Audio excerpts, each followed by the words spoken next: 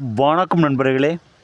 ராஜவசிய my, இந்த மையை நீங்கள் செய்து வச்சுக்கிட்டிங்கன்னா மேலதிகாரிகள்லாம் உங்களுக்கு வசியமாகுவாங்க.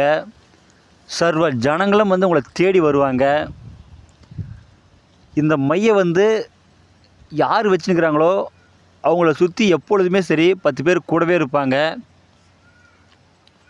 இந்த மையை செய்து பாருங்கள், எல்லாருமே செய்து பாருங்கள்.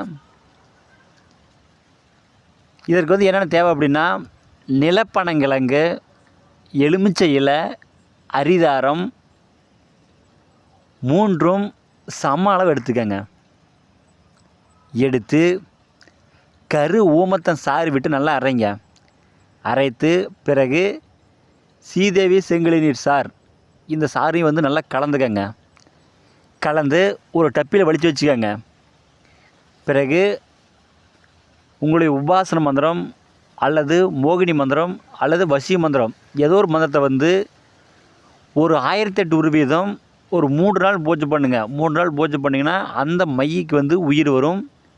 பிறகு அந்த மையை நீங்கள் திலகமாக வச்சுட்டீங்க அப்படின்னா சர்வ ஜனங்களை உங்களுக்கு வசியமாகுவாங்க.